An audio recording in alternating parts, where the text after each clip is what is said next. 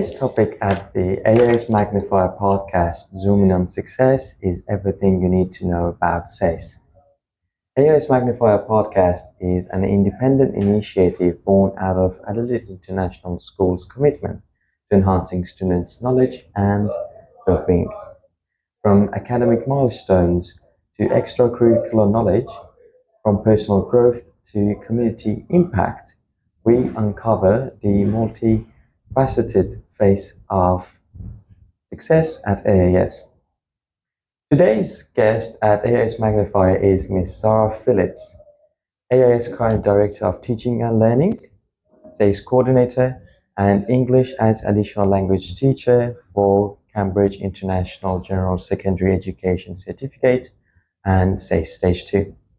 Thank you for being here again, Ms. Phillips. Would you please introduce yourself again? Sure, it's a pleasure, Parsa. Hi, my name is Zara Phillips, and as Parsa has kindly introduced, I am the Head of Teaching and Learning here at Adelaide International School.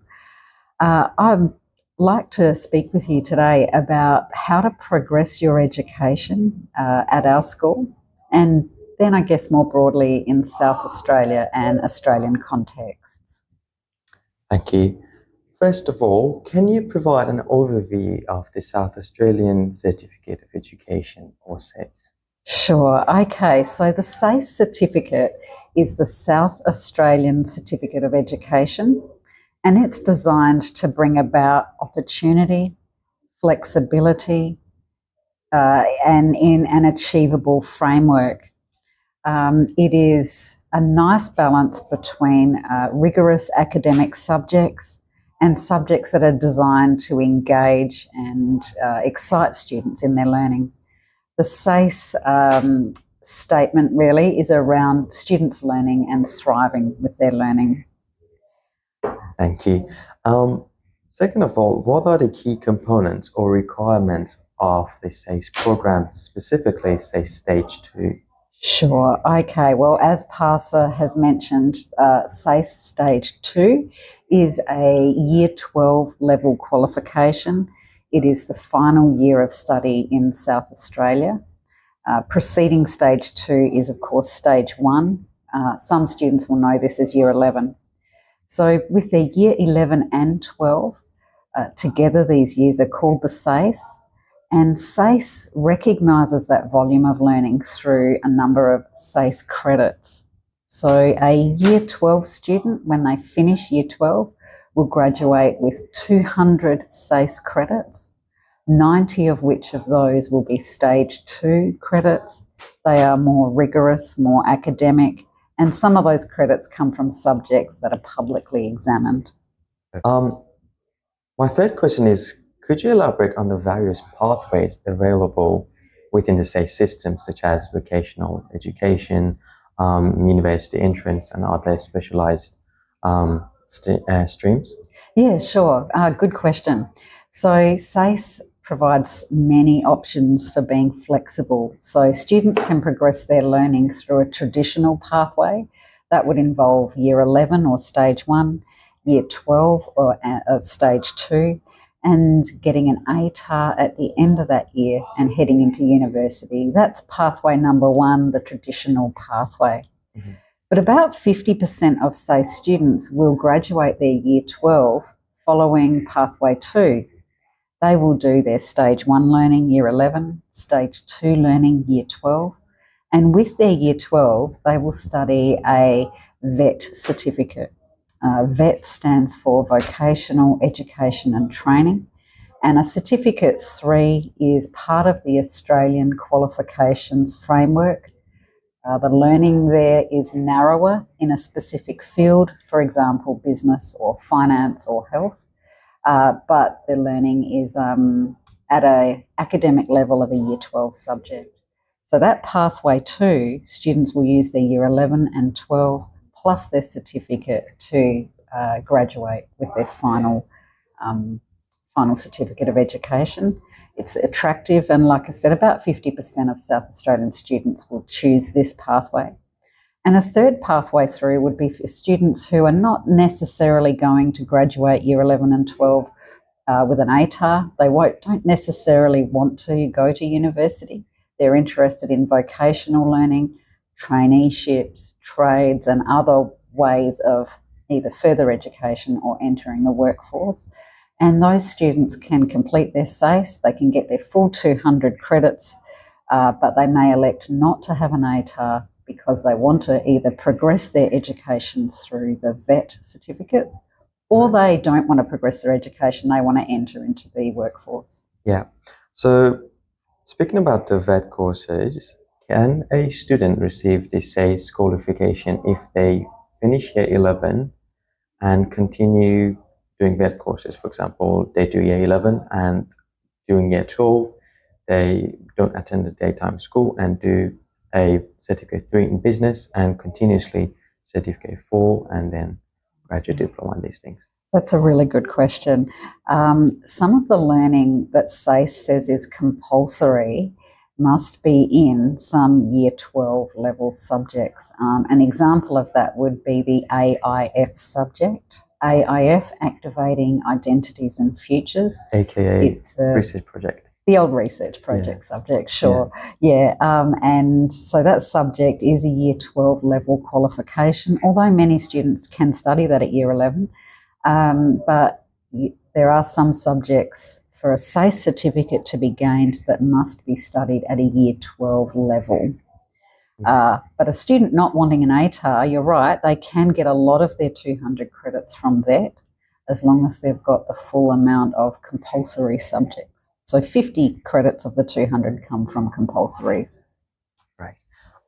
We all know that South Australia is welcoming many international students and many schools are having a big number of international students, considering us being a school only for international students. So how does the SACE adapt to accommodate diverse learning styles and student needs? Sure. Well, the SACE, as I've said, is really flexible. There's flexibilities within the subjects themselves. So teachers can create learning programs within the subject outlines and guidelines that allow for students to have, for example, more oral ways of assessment or a wider range of assessment than we might give in a mainstream school. So we can specifically get students to show us what they know in a mode that they feel more comfortable with. Of course, that flexibility is open to everyone. Yeah. There's also flexibilities of subject choice. So a student, for example, who is an EAL student, but not necessarily terribly academic, may choose a subject called Essential English rather than the EAL subject, which is geared towards university and is a bit more academic. So there's flexibilities within subjects and through subject choice, but there's also flexibilities around recognition programs where students can gain SACE credits through their intensive learning English courses. Yep. And flexibilities through what about online learning? Oh, yeah, of course. So there is some online learning that occurs, that can occur. Students can join open access classrooms, which are SACE classes that are completely online. Some schools will provide online-only courses or courses that are partially online. We do have minimum attendance requirements through state and federal governments, but also through school policies. So a student has to make sure that they do attend on site for a good majority of their learning, but not necessarily all of it. But they are conversations you would need to have with your schools and make sure you fall within the regulations and guidelines. If an international student wishes to study abroad, study in Australia, but they're currently studying year 10 or year 11 in their home country with a good really level of English, can they attend online classes for only stage 1 and then come to study the stage 2 in person in Australia? Yes, that is something we have been trialling at our school. When I say trialling, we've actually been doing this for 4 years now. So we have some students engaging online for partial stage 1, year 11 classes, and then joining us in person for all of their stage 2 learning. But there are other alternatives. There are some SACE schools provided in many countries around the world. I can't remember the number now, but there's a numerous number of SACE schools in many countries around the world who provide SACE learning on site in the home country of students. Our experience, though, is a direct entry to year 12 can be a bit risky for students' achievement, and it's quite a lot of overload. We talk about cognitive overload and that actually impeding growth rather than facilitating it. And when we've got too much new stuff happening all at once, arrive in a new country, live in a new community, find a place to live, find a way to school and back, learn your new school, your new people, your new courses, learn everything in English for the first time, take care of yourself for the first time. That's a lot for any student to be taking on board as a young adult or earlier in their life. So for the studies, it's really good to have the foundation from year 11 and then continuing. I would absolutely recommend. I mean, the best outcomes we've seen have been from the second semester of year 10 on site in Australia learning, full year 11, and then a full year 12. But we can be flexible in other ways. Yes. But students should be aware that despite, no matter how comfortable or confident they think they are, and they often are, it's just a lot of change for anyone to handle, especially a young person. So proceed with caution if you're looking for a direct entry into year 12 after arriving from your home country. Speaking about diversity and the program SACE provides, would you please give us a brief summary of the languages that we have in the SACE program and the ones that we also have in our school? The different levels of these language courses. I don't think I could tell you the exact number of languages that are offered in SACE, but they are wide and diverse. Australia is an extremely culturally diverse population. I think the stats from the Australian Bureau of Statistics show that 50% born overseas. 50% of our students have at least one parent who was not born here. So that's a very, very diverse population that feeds our schools. So as such, SACE provides the learning to meet a very wide range of subjects. Probably the most exciting developments in the languages area for SACE has been in developing the background speakers courses. We've had beginners and continuers for many, many years, and background speakers in a number of areas.